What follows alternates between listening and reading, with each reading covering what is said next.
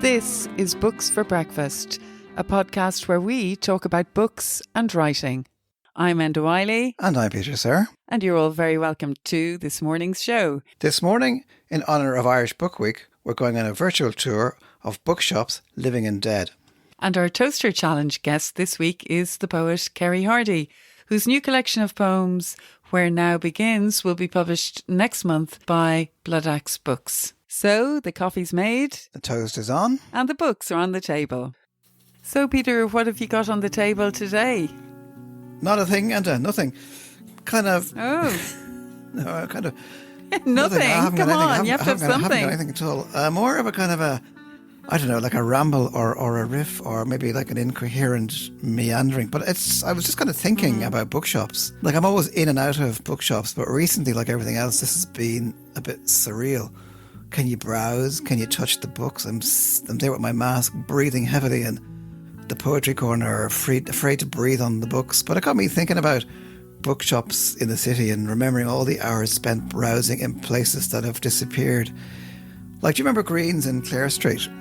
Yeah, of course. I mean, who's ever been there who could not remember it? It was just, on top of anything, it was just a physically beautiful bookshop, wasn't it?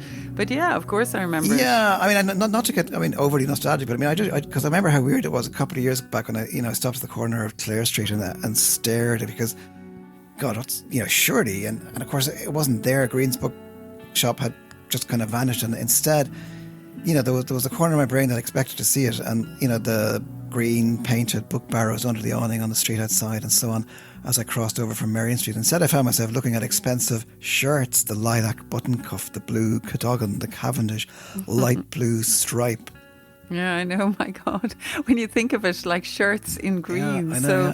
I don't know, what was it called again when it changed? It was called Henry Germain, wasn't it? The London shirt makers and court tailors. Oh yeah. Business shirts made from 100 thread count Egyptian cotton ties, brought from raw silk to finished product in Como in Italy and all that kind of stuff. Far from it was I reared myself, but inside when where the books and post office used to be, you could see all the neat shelves of business shirts. And I found myself kind of, in a way, reluctant to accept the visible evidence of the new life of this corner shop. I mean, I could still see the shop so clearly in my mind's eye, but the shirts kept kind of receding to reveal that slightly chaotic. Do you remember a downstairs section with its small selection of new books and a queue in front of the post office window, and in September queues of harassed parents with their long lists of school books? Yeah, that's true, actually. In fact, every time I walk by there, I still just think of Greens. That's what I think of. So it's kind of sad when a bookshop disappears. I mean, one of my favourite bookshops was the Exchange in Dalkey. Do you remember the Exchange in Dalkey? Oh, I love that, because I love the whole idea of a book exchange. How did that work again? Oh yeah, so you could go in there and you bring all your second-hand books and you'd exchange them, and then Michael in there would give you money or exchange it. You could exchange for another book if you wanted as well. But I grew up around there and I went to school around there, so I just loved going into the Exchange. And at one stage my father got obsessed with the Exchange, and I think he was nearly thinking of going into partnership with Michael. That would have been interesting. But yeah, it was just so wonderful to have such a brilliant bookshop right in the middle of the village. Of course, I'd always be trailing home from school and going in there as well. But many's the great book that I found in the Exchange in Dalkey.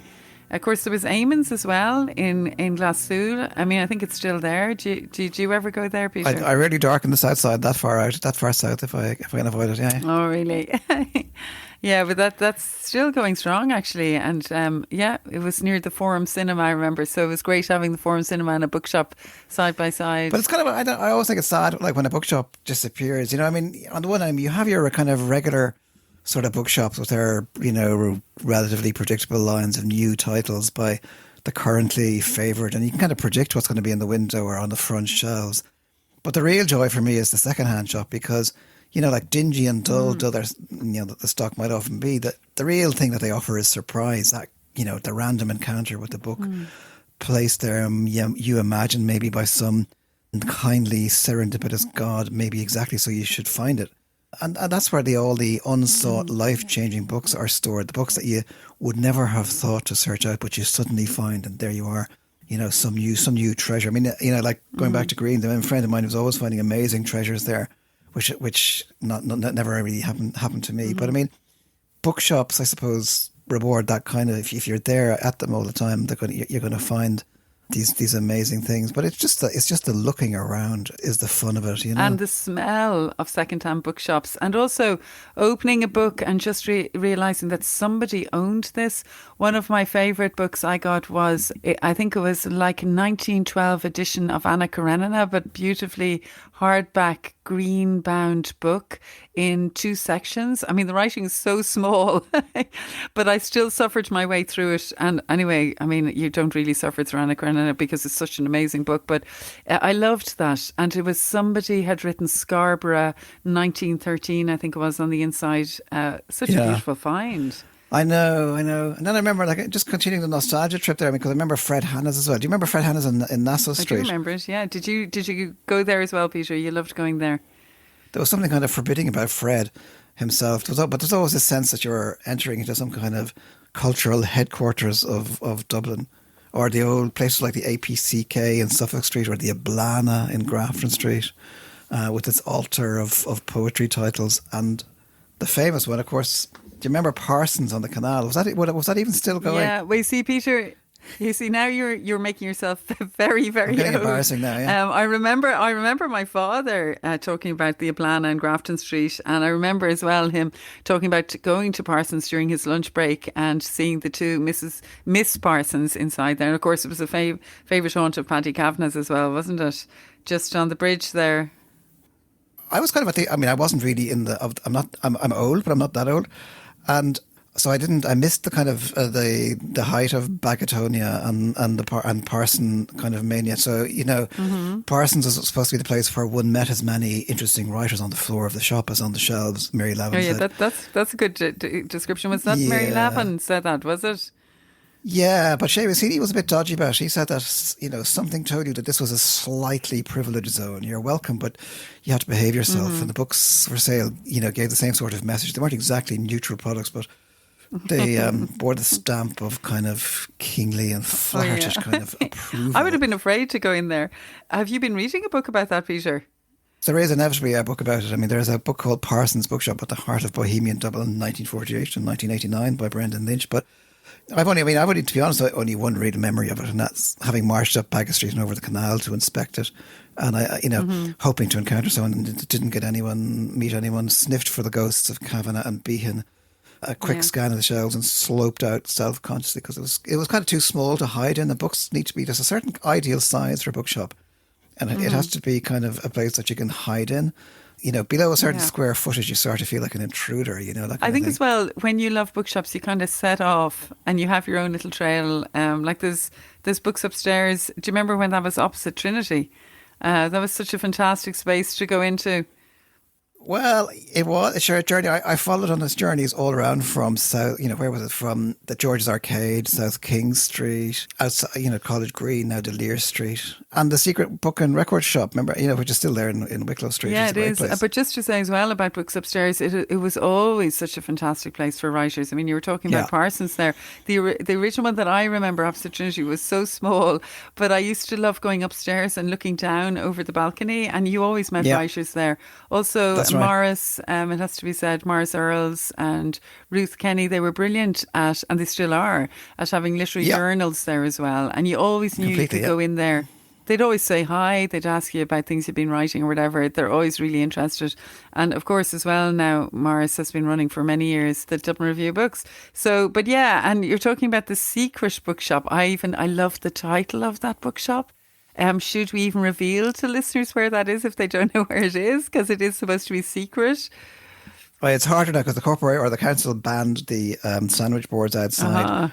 But you have to go down this kind of secret passageway past, you know, doctors and chemists and whatever, and all the posters on the wall, and finally you get into it. It's up near Fallon. Sorry, it's up near Fallon and Burn there on. Oh, Wicklow Street. Sorry, you just said that earlier. I suppose, in a way, shirts can never, just to get back to what we were saying, shirts can never replace these wonderful bookshops. What I love about them as well is that they're dreamy spaces. You go in and you enter this kind of still zone. And as you said earlier, you find books that you've never even thought of finding, because essentially they're books that other people owned, and if they're secondhand, and yet I always just kind of get this huge urgency to want them. But I love being there and dreaming when I'm there. Do you get that kind of dreamy feeling in those bookshops? I do, yeah. I like going to charity shops and getting second-hand clothes, and I like going to second-hand bookshops as well. So I don't know. It's just the idea that other people have inhabited both the clothes and the books is kind of the nice thing. But yeah, I think they're mental spaces. As you say, they're places for thinking and dreaming, and the best of them have an atmosphere that make them seem like some kind of outward embodiment of the inner life. You know, the physical proportions or the disposition of the shelves, the smell of old books. They all seem like extensions of the imaginative life, and they leave an impression that they can be entered and re-entered long after you've left. They're part of what Susan, and here we're getting very highfalutin now, but they're part of what Susan Sontag calls the geography of pleasure. Oh, excuse me. That's very, very posh. The geography of pleasure. That's interesting. So where did she say that, or why did she say that? She was writing about Walter Benjamin, or as I should say, Walter Benjamin. Oh my gosh. He was a devoted collector of books, and whose books were also, I suppose, portals into the rooms in Berlin, Naples, Danzig, Munich, or Moscow, where they had been bought. And he said, like book hunting, like the sexual hunt, adds to the geography of pleasure. He said, you know, another reason for strolling about in the world. I bet that's so interesting, isn't it? It does sound a bit predatory, doesn't it? Yeah, he wouldn't get away with that now. No way. I like that you can be alone in bookshops too. I don't know what you think about that, Peter. Yeah, I think yeah, they're constructed like to serve solitude. I mean, at one point in my life, I used to fantasize about running a bookshop. I don't know if you even remember this, but I mean, I read all these books about running a bookshop. I gathered all the technical information. I was thinking about stock management and computer systems. I never had a dream like that, Peter, but I think you definitely had. I think you'd be just too busy reading all the books, Peter, to pay attention to the business side of it. But I know, on the other hand, maybe I could see you. Why didn't you do it anyway? Yeah, I mean, Sirr's bookshop. I can just see it, but I mean, it was just too real. I think it basically was about retail, whereas what I wanted to be was I wanted a kind of private city or an officially sanctioned privacy in some way. I mean, I wanted the kind of bookshop that no one would go into, and I could just be in there reading the books. You know that kind of thing. It's like I worked in a library once, and I used to be always getting into trouble for reading the books, which is because it's a very bad thing to be reading books in a library. But likewise, you don't want a bookshop that people are going to be coming into and looking for actual books, disturbing you, drinking your coffee there, hiding from customers is the idea. And so in your head, Peter, are you often just standing outside the old Greens bookshop and wishing that you could get in? The only good thing is, I mean, that the shirts didn't last too long, and you know, I mean, in some ways, maybe the ideal would be a bookshop operated by a shirt maker. You know, that'd be good, because then you pick up all the good books.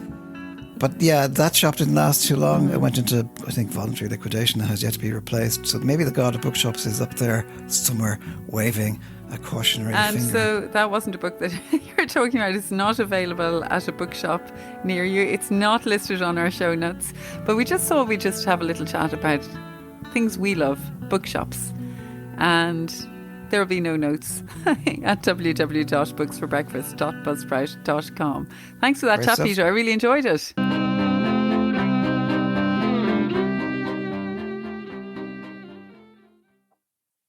Crowlight. The end of the day at the end of the year. The sky was old and smoky with dusk, and I stood on the hill and I watched how the crows came flowing and flowing all down the sky.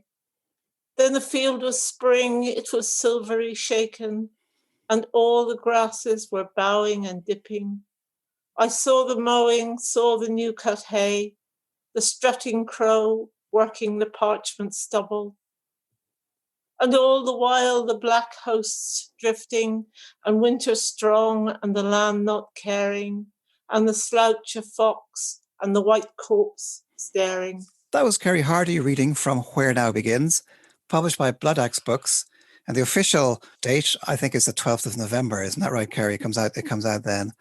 And I should say also there is a virtual reading today, the 22nd of October, as part of the Imagine Arts Festival, GOMA, that is Gallery of Modern Art, Waterford. It is, yep. Thursday, 22nd of October, 3:30. So anybody out there listening to this can also hear Kerry at 3:30 today. So just to introduce Kerry, Kerry Hardie was born in and grew up in County Down. She now lives in County Kilkenny with her husband, the writer Sean Hardie. Her poems have won many prizes, including the Michael Hartnett Award for Poetry, National Poetry Prize, Catherine and Patrick Kavanagh Award, James Joyce Suspended Sentence, Lawrence O'Shaughnessy Award for Poetry, She's also published 2 novels, Hanny Bennett's Winter Marriage and The Bird Woman. Her selected poems was published by Gallery Press in 2011, also by Blood Axe. And she has published 2 collections now with Blood Axe. Her 7th, Zebra, Stood in the Night, was published by Blood Axe in 2014 and shortlisted for the Irish Times Poetry Now Award. And her 8th, Where Now Begins, is the one that has just come out or is just about to come out. So Kerry Hardie is a member of Ace Dóna.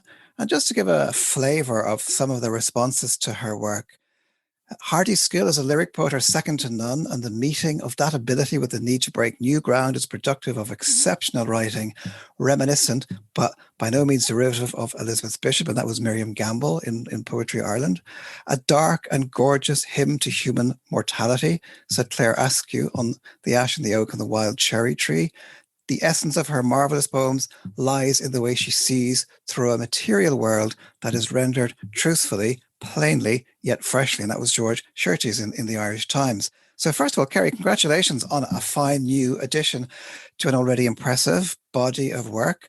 Can I just ask you, can I just start actually by beginning? I mean, how do you feel when you actually finish a new book? I mean, are you happy with it? Or do you immediately want to put it aside and move on to the next thing, the next poem, or the beginnings of the next book? I want to pretend it doesn't exist because the book, it's all in the writing for me. Yeah. And first of all, I was talking with Enda before about this, that we both seem to share the feeling of, oh God, it's terrible, and lying awake. Also, I always feel as though I'm walking down the street with no clothes on. I get that feeling too, Kerry, completely. Oh, do you? The naked poets. Yeah. It's a very common reaction to I suppose, when a book is out there. But I mean, this is your 8th collection, so it's a feeling you've had. It doesn't get any better. Yeah.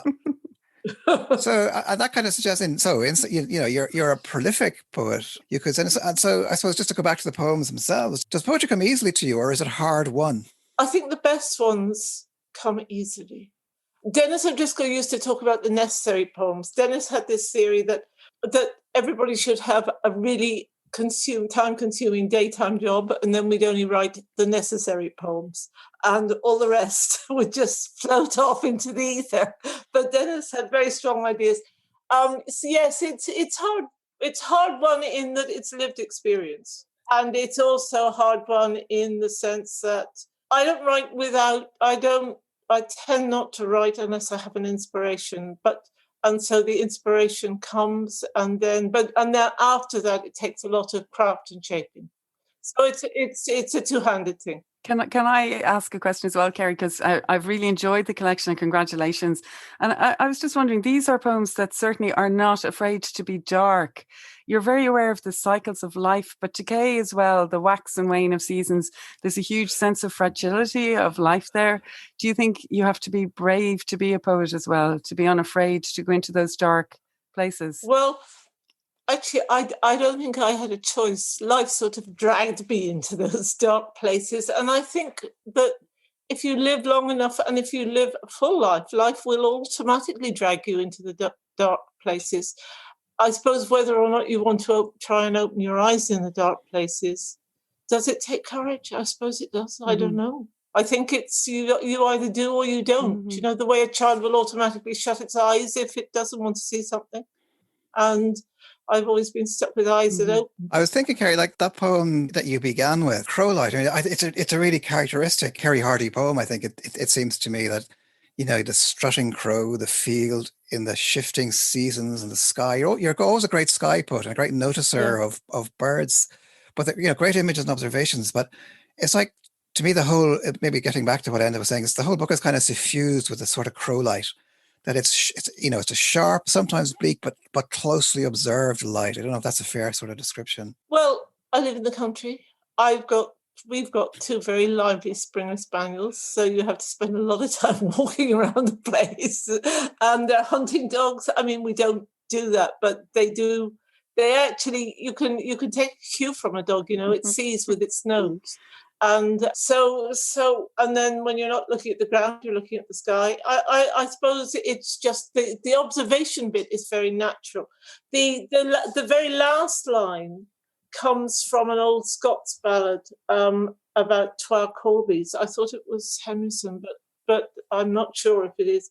And that mortality thing, I think, is also always there in my work, which is why one of the reasons I chose this poem. And there are great poems about mortality in the book. You know, in a sense, because you're paying homage to people who have died. But there's very powerful poems. I remember one, Both the Shutter, which is a great poem, I think. And it's just you're looking in a mirror, and it's like you see the bones of your forebears on your face. You talk about how age gives them access, and the poems go on and it sort of sees where shall we go. They're saying when the hearth of your flesh goes cold. It's an extraordinary sort of image of that kind of past and the present kind of coming together like that. That one just came. That one was, I actually literally about just before COVID began, all these poems were written pre-COVID. I just looked in the mirror and I saw my great aunt, and and there it was, it just came completely almost. I hardly had to tweak that one. Don't know where it came from. But a powerful, striking kind of image. I mean, the poem, or the book gets its title rather from, there's a poem, Letters from the Dead, which again is very striking. It puts sort of remembering and forgetting in the mix. And you say, sometimes I think that forgetting is the same as remembering. The same as not understanding where then ends and where now begins. I find that a really fascinating idea that, forgetting and remembering somehow blend into each other, or it's like the border between forgetting and remembering, or between then and now, is sort of permeable, or that they bleed into each other. Is that the kind of idea? Yes, it is. That poem came from a letter, from reading a letter I actually wrote to my late brother who died in India about 7-8 years ago now. And I was reading through these letters, and I'd actually written down those words. So that's where the thing, and I suppose we were talking about, it was a time when the ceasefires were being negotiated, and we were discussing that in the days when you wrote letters, and so it was quite a long time ago. These were old letters, but yeah, where then ends and where now begins. What is the point in which we're always in now, in one sense, and we're always in then? So that's what was. It is also one of the things that interested him so much in his films. Yeah, because you developed that idea. I mean, in a sense, there's a poem called Now, a very short poem called Now. Yeah. And you said that now is simply homelessness. I mean, it's it's almost, as you describe it, a space between, the empty out-breath and the incoming in-breath. Yeah, because it seems to me we're always either rushing towards something or looking back at something that's past, and the actual moment of now is nothing. It's completely empty. But we won't stay there. We can't stay there. We have to go forward or go backwards. And staying in the now is very difficult because it's a sort of pain to us to be empty.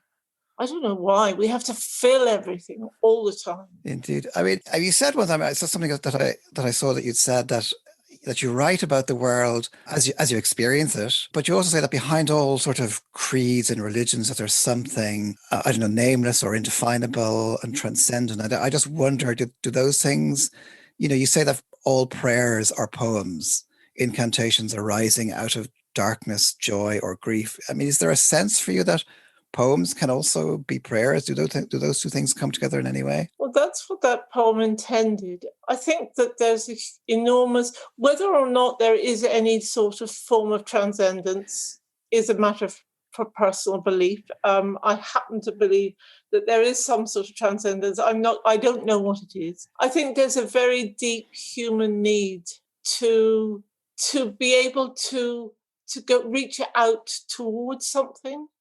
And that in a sense, a poem it's where the internal life meets the external life, and it's a sort of help me thing. It's a sort of help me understand, help me accept, help me something.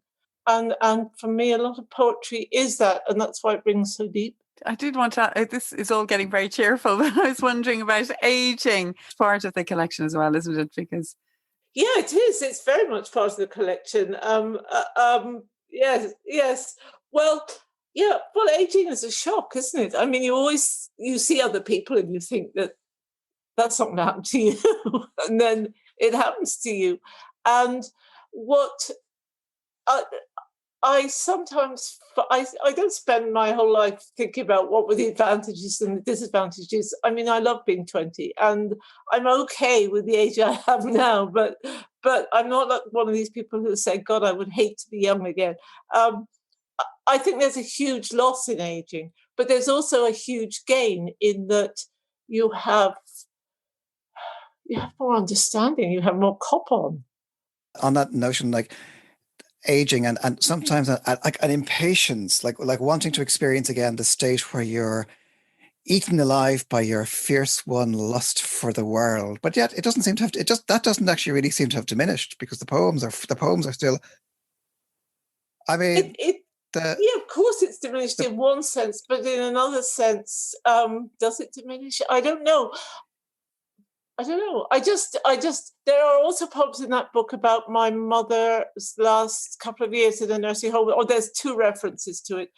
And I remember once in yes, to visit her, and I said to the guy, "Do you know one of the staff? How do you stand it?" And he said, "Well, it's easier for the old if you're a bit older because you've got a bit of. It's very hard on the young ones because they haven't got enough life under their belts." And that really struck me when Jim said that because I thought, "Oh yeah, that's it, life under your belt."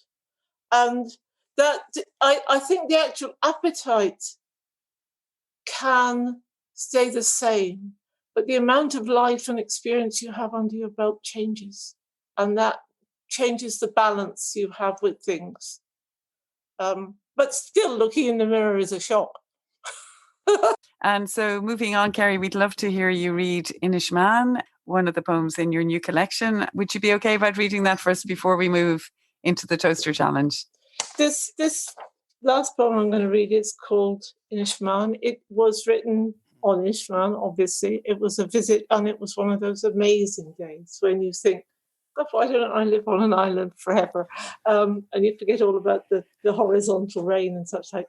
And I was watching two kids, two youngsters, two young ones, walking along, two little girls in bright dresses, walking along a stone wall. And they were really, really concentrating on it. And I thought, what happens if one of them falls off and lies on their back? And and then I wrote the poem, and it was only when I was getting it ready to read for you that I realized that that's what happened to me. I fell off. So I'll just read it. Only a girl in a yellow dress, walking a dry stone wall. Behind her, a miracle of landscape, a grid of grey walls, a strip of dark sea, and away in the distance, the smoke mountains dreaming. It's one of those lark days. A small wind is stirring. The sky is clean and infinite, thrumming with blue. The girl is intent on the stones, on her graceful, precarious progress, sees only which foothold will take her next step, the wall being long and uneven, and knows if she looks up, she'll fall, and she'll be left lying there, sodden with being, all that fierce purpose gone sky west and crooked. that's great, Kerry. Thanks for that. So now, thank you for that, Kerry. That was wonderful to hear that beautiful poem. And we're going to move now on to the Toaster Challenge, where Kerry has a really fine novel to talk about. I don't want to give away too much because Kerry's going to tell you all about it now. So Peter's getting the bread ready, aren't you, Peter? And he's putting it down into the toaster. So 1, 2, 3, and Kerry, if you're ready, we'd love to hear a book that has touched you. The first time I read the Radetzky March, I thought it was the most amazing book I'd ever read. It was about 15 years ago. And then when you asked me what book to name, I named it. And then I thought, oh God, I better read it again in case it isn't. And so I started it, and I felt incredibly suffocated by the first 30 pages. And I thought, what? Is this a mistake? And then suddenly it did that thing which Joseph Roth does. Joseph Roth was born in Galicia. He writes it's about the fall of the Austro-Hungarian Empire. It's really a metaphor. The whole book is a metaphor. It's very witty. It's very beautifully written. It's got some amazing passages.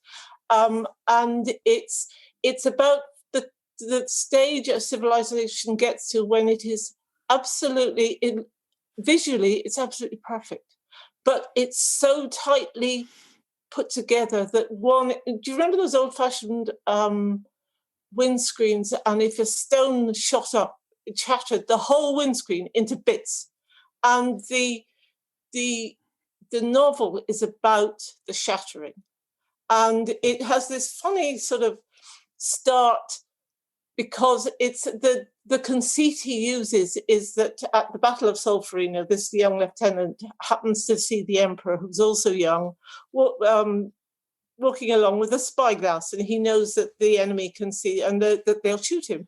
So he dives in and knocks the emperor to the ground and gets a bullet wound in his shoulder. And as a result of this, he's made a baron, which he doesn't want to talk because he comes from ordinary peasant stock.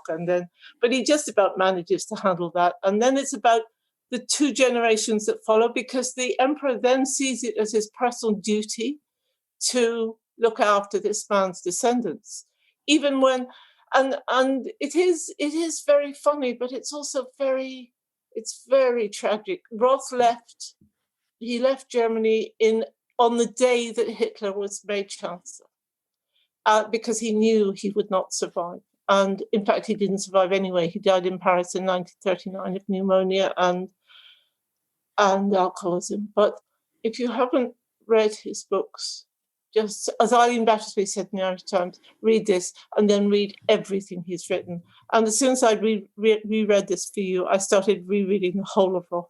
And so I'm very pleased. And Peter, you have something to say about it too? You like it? As you say, it's an extraordinary book. I mean, you're right. I mean, and like Roth wrote very intensively. I mean, he wrote a lot in a very short life. I mean, he was dead at 44. I mean, you think of it as extraordinary to think of it.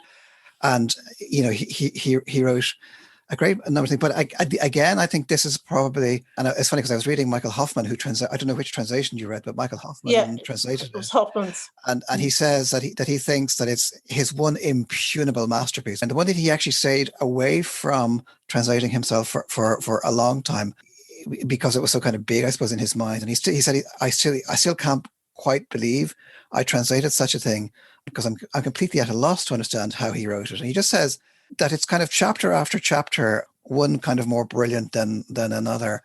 And as you describe, and that extraordinary period, the whole kind of the dual monarchy, Austria-Hungary, and because in the background is this senile emperor, the emperor growing increasingly senile, which is a metaphor for the Austro-Hungarian Empire growing, and then the whole thing shattering, and this chaos that is Europe we have now, all these little nations that were sort of glued together by this extraordinary military thing, whereby none of those soldiers seemed to have ever fought a battle, but they all really wanted to fight a battle, but they didn't know that the First World War was the battle. There's one thing that Hoffman, you know, he says, if I had a favorite bit, what would that be?